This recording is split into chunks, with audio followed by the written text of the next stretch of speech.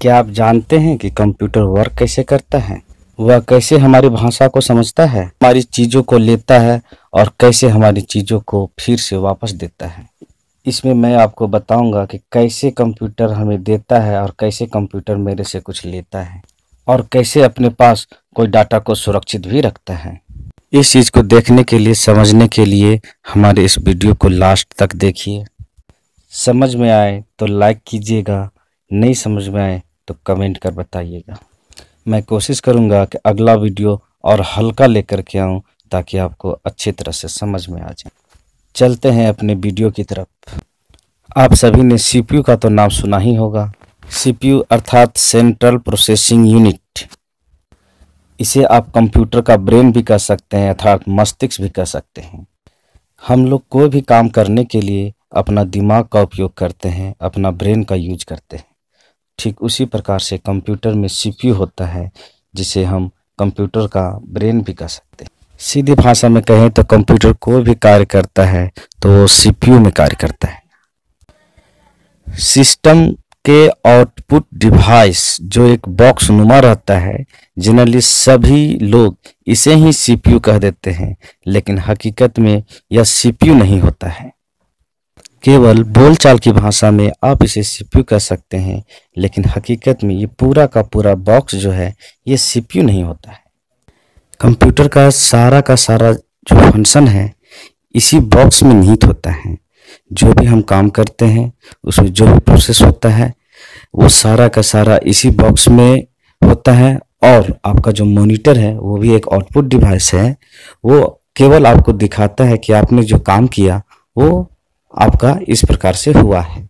हकीकत में स्क्रीन में जो आप देख रहे होंगे एक छोटा सा जो चिप है, इसे ही सीपीयू कहा जाता है।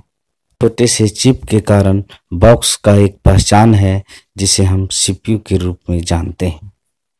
यह सीपीयू क्या क्या कार्य करता है, सीपीयू के अंदर क्या क्या चीज होता है, आज इस वीडियो में आप सभी जानेंगे। कंप्यूटर स्टडी में आपने कभी ना कभी सुना होगा इनपुट। नाम है इन का मतलब होता है अंदर, पुट का मतलब होता है देना। इनपुट मतलब देना। हम कंप्यूटर को कुछ देते हैं तो देते कैसे हैं? कंप्यूटर का क्या हाथ होता है जो रिसीव करता है? नहीं। कंप्यूटर में कीबोर्ड होता है, कीबोर्ड के माध्यम से हम कंप्यूटर को कुछ देते हैं। साथ ही एक आउटपुट डिवाइस जिसे माउस कहते हैं, तो माउस और कीबोर्ड के माध्यम से हम कंप्यूटर को कुछ देते हैं और उसी को इनपुट कहा जाता है। और इनपुट देने के बाद कंप्यूटर उसे प्रोसेस करता है और प्रोसेस करने के बाद जो रिजल्ट देता है जो हमें मॉनिटर में दिखाई देता है, और मॉनिटर में जो चीज़ दिखाई देता है उसे हम आउटपुट कहते हैं। यह देना और लेना अगर समझ में नहीं आ रहा होगा तो सीधा आप कह सकते हैं कि कंप्यूटर में कोई भी कार्य करने के लिए जो फंक्शन हम शुरू करते हैं उसे ही इनपुट कहा जाता है, और जो कार्य करने के लिए कंप्यूटर में मैंने फंक्शन करा है वो वापस हमें रिसीव होता है मॉनिटर के माध्यम से, वही आउटपुट कहलाता है। मतलब वो हमें आउटपुट दे रहा है कि आपने कीबोर्ड के माध्यम से ये काम किया था जिसका रिजल्ट इस प्रकार से आया है। अर्थात हम कंप्यूटर को कुछ देते हैं उसे इनपुट कहते हैं, और कंप्यूटर से जो मुझे रिसीव होता है उसे आउटपुट कहा जाता है। ये सारा फंक्शन को काम कराने के लिए कंप्यूटर में एक मेमोरी होता है जिसे मेन मेमोरी कहा जाता है। उसके बाद आप देख रहे होंगे कंट्रोल यूनिट। कंट्रोल यूनिट क्या होता है? तो जैसा कि नाम है कंट्रोल करना, तो ये पूरा का पूरा सीपीयू को कंट्रोल करता है, इसीलिए इसका नाम जो है कंट्रोल यूनिट रखा गया है। भाषा में कहें तो सीपीयू जो कि एक ब्रेन है कंप्यूटर का, और उस ब्रेन को कंट्रोल करने के लिए कंट्रोल यूनिट होता है। इसके बाद अगला जो आता है, अगला नाम है उसका एएलयू। एएलयू अर्थात arithmetic logic unit. Full form होता है एएलयू का अर्थमेटिक लॉजिक यूनिट। इसमें बहुत बड़ा क्षमता होता है, इसी के माध्यम से कंप्यूटर हमारा आगे रन करता है। अब इसके आगे बढ़ते हैं तो अगला पॉइंट आता है सेकेंडरी मेमोरी। सेकेंडरी मेमोरी आखिर होता क्या है? सेकेंडरी मेमोरी वह मेमोरी होती है जब हम किसी कार्य को एक जगह सुरक्षित रखते हैं। इसे आप रजिस्टर भी कह सकते हैं। सीधा कहें, जैसे आपको कार्य को करते हैं तो उस कार्य को आप रजिस्टर में नोट करते हैं। रजिस्टर में नोट करने का मकसद ये होता है ताकि जब हमको ज़रूरत पड़े फिर से, तो हम रजिस्टर को ओपन करें और वो सारा चीज़ हमको फिर से मिल जाए। ठीक उसी प्रकार से कंप्यूटर की सेकेंडरी मेमोरी में हम उन तमाम चीज़ों को सेव रखते हैं जो आने वाले भविष्य में फिर से दोबारा हमारा काम आ सके। ये सारा कंपोनेंट अब समझ में आ चुका होगा। अब ये देखते हैं कि ये सारा फंक्शन कैसे कंप्यूटर में होता है।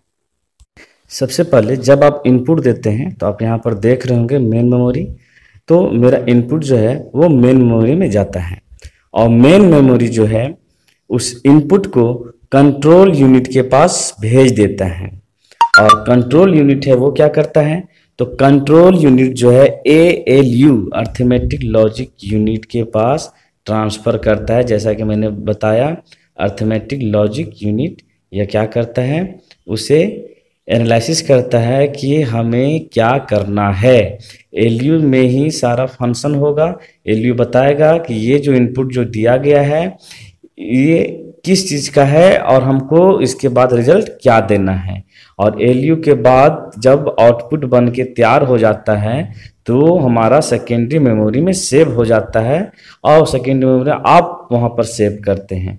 और सेकेंडरी मेमोरी में सेव हो जाने के बाद ये मॉनिटर में आउटपुट के रूप में हमें दिखाई देता है। मेन मेमोरी, कंट्रोल यूनिट और ALU, ये तीन कंपोनेंट जो आप देख रहे हैं ये CPU में लगा रहता है। मतलब ये जो बॉक्स नुमा जो आपको पहले जो दिखाया गया था, ऐसे स्क्रीन में आप लेफ्ट साइड ऊपर में देख रहे होंगे, ये जिसे आप सामान्य बोलचाल के भाषा में CPU कहते हैं।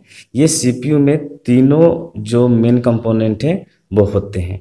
फिर से रिपीट कर दे रहा हूँ, इनपुट से कोई भी चीज़ मेन मेमोरी में जाता है, मेन मेमोरी उसे कंट्रोल यूनिट को दे देता है, नाम है कंट्रोल यूनिट, वो कंट्रोल ही करेगा कि क्या इनपुट दिया गया है, सही है, गलत है, इसको हमको किस प्रकार से कार्य करना है। उसके बाद as a mathematical calculation type से आपका ये ALU में जाएगा और वहाँ पर उसका आउटपुट देने के लिए पूरा का पूरा वो प्रोसेस होगा। और आउटपुट के लिए जब वो प्रोसेस होगा और मॉनिटर में वो हमको सारा चीज़ दिखाई देता है जो आपने बनाया। और ये सारा का सारा चीज़ जो है सेकेंडरी मेमोरी में सेव हो जाता है, आप वहाँ पर सेव करते हैं। आशा करता हूँ कि आपको ये वीडियो पूरी तरह से समझ में आ गया होगा कि कैसे कंप्यूटर जो है वो वर्क करता है। एक बार फिर से थोड़ा रिपीट कर देता हूँ।